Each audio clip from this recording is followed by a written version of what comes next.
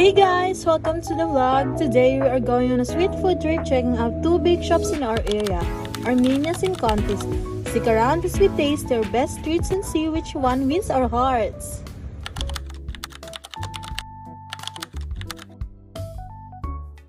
First, ang una natin titikman ay ang ensaymada ng Contis. Alat na, ate! Chop siya. Then, chop lang yan. Plain lang, parang plain lang talaga ng lasa niya. Tapos yung top niya, nalulusaw siya agad. Ang tagal, pero mula sa labas.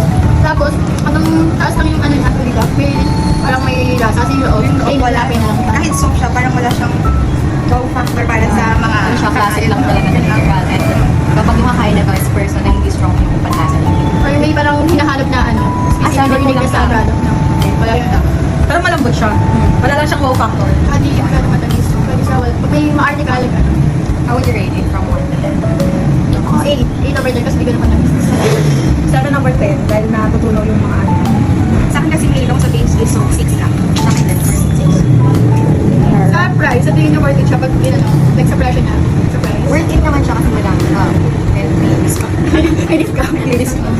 Wala kang company na din siguro sa price. Kung may malakas ka kumain, pwede na siguro siya kasi madami siya pero mag-affordable lang siya. Pwede na siya pang So 300 something lang siya. Tapos ang pieces na. Sa akin hindi siya affordable kasi ang liit niya. Tapos parang Let's move to Armenia's ensaymada. Let's try it! There's a wow factor in it. Sarap siya kasi may cheese.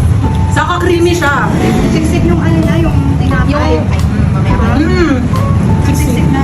Oo, nakakabusog siya agad. ang sarap naman bro. Saka mag siya. Ano? Shit. Yeah. Cream. Cream. Masarap din yung cheese niya kasi medyo maalat. So, nagko-convert ko rin sa matamis. Saka mas gusto ko yung tinapay niya. Parang hindi, kasi pag hangin lang, parang maalas sa chan. Ayos yung kanya. So, mabigat siya sa siya. Mabigat sa chan. So parang ilang piraso ka pa lang. Whether rate 8 out of Ako mga 8 din. Ako 10. Ako talaga gusto ko rin. sa ensaymada. Contis. Hindi ko alam kung saan ba mas yung vibes na yun, kaya galing yung ano. Texture. Oo, pero mas masarap kasi yung isa, mas matamis yung sa Armenia. Kumahal din sa tinapay, alam mo yun? Hindi siya nakakumay kahit nakain. Mas bet ko yung sa Armenia. Ako din, bet ko yung sa Armenia's kasi yung tinapay niya maputi. Saka hindi natutunaw yung ano niya agad, yung toppings niya. Ako din, kasi ako din mas gusto ko yung sa Armenia's kasi parang mas nag-blend siya ng lasa. Yung combine yung maalat tapos manamis. Tapos may cheese din yung Armenia's. Kasi ano siya, yung sa Contis kasi is pag pinalag mo siya, hangin yung nakakain mo eh. Dito kasi is hindi. May ano pa talaga, yung laman talaga rin yun. Tapos ano siya, medyo salty siya. Hindi compare kanina sa Contis na wala talaga siyang lasa for you. And kasi strong yung taste buds. Hindi siya makaumay. Parang, kasi pag puro tamis lang di ba nakaumay? Saka maganda kasi yung packaging niya, like pwede mo siya bilhin ng isang piraso. Ito sa Contis na. Next, let's try the blueberry cheesecake of Contis. So guys, karat na natin. So alam na natin, tikman niyo na. So ayun nga, yung ano niya, toppings niya, hindi siya masyadong Yung pasok sa taste bud ko. Oh, tamis masyado. Hindi ako mahilig kasi sa matamis eh. Pero hindi siya matamis, pero hindi ko naman compare. Sakto lang yung sa Phoenix, yung sa gitna na. Pero yung sa cheesecake and then yung sa, ito, yung brown, graham ba yan? Parang Graham. graham. Pero nagko-complement siya sa cheesecake. So, Ganda mo siya, pero hindi talaga. Pag yung gusto mo talaga, yung pag favorite mo talaga yung blueberry, parang Pero siguro, blueberry kasi is maasim. Kasi first time ko kasi tumigil ng piece ng blueberry. So parang okay naman saan, sobrang tamis lang talaga ng Cheesecake. Parang ano nire-rate siya? siguro 8. Kasi bet ko yung ano, doon yung masyado matamis. Ako rin 7. Kasi ano, hindi ko talaga bet yung toppings niya. Pero masarap naman yung cheesecake niya.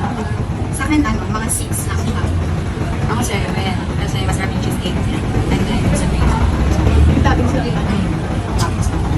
Or yung price. For me, Para sa'yo, yung price. Pag binili mo siya, like pag may mga handaan, like 700, okay naman. okay naman Okay siya. naman siya, guys. Kasi medyo malaki naman yun. Saka whole na siya eh. Saka ano, Okay ko naman, pag may mga handa, tapos ganyan yung iaano mo. Pansinin naman kasi nga bago sa panigay. So, let's try the blueberry cheesecake of Armenia's. Muna kay guys. Okay. talaga yung cheesecake. Thick siya, thick. talaga, di ba? Ganda talaga ang cheese. Hindi naman sa bias or what, pero ganda talaga siya. Saka thick siya. Alam mo yung cream cheese? Sa drink ko nilalagay. Sarap pa. Soft niya. Bet ko yung ano, toppings. Nagko-complement siya. Hindi siya masyadong matamis, hindi siya masyadong maalat. Ulam. Feel ko mas masarap kapag mas malamig. Yeah. Pero sarap. Pero kahit ganito na siya, kahit ilang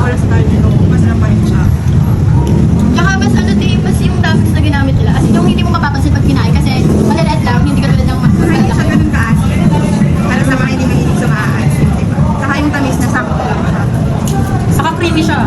Ba't ko yung ano niya, Jay? Yung combine lahat ng ayun sa kanya. Parang siyang puno. Saka di ano, hindi naman pagkat sinabing blueberry cheesecake, nagpo-focus sila sa blueberry. Tingnan mo mas paano yung cheesecake nila. Hindi katulad ng ano. Pag yung iba, di ba, mas inaano nila ng blueberry para ano, mas manipis yung cheesecake. Sa kanila hindi eh.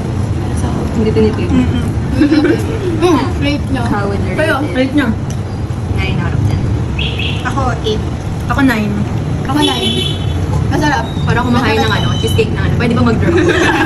At saka ano din, maganda kasi may nag-offer sila ng slice. Like, parang sarili, pag ikaw lang, ka, pwede mong kumain ng ano. Kapag titikman mo pa lang yung first time pa lang, diba? Compare sa Contis. Na isang buong buo na lang. Alright guys, so after or based on your experience and overall ratings, ano yung pinakapasok sa lasa nyo at babalikan ng masa?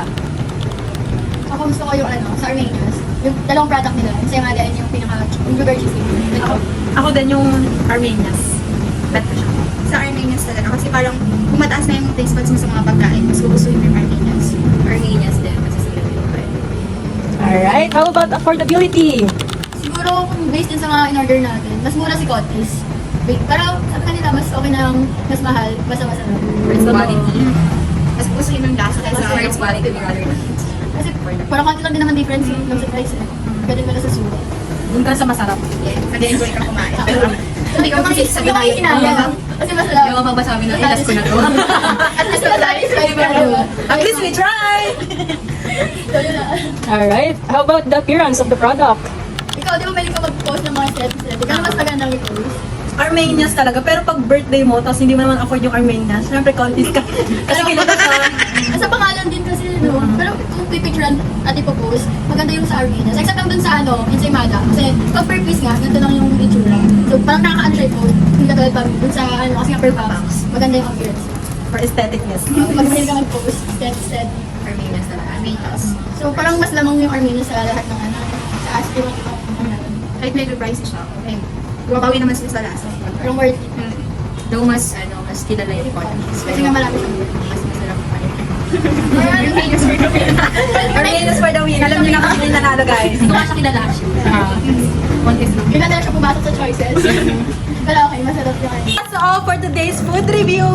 Bye-bye! Bye-bye guys! Guys, Sa next gastos na lang!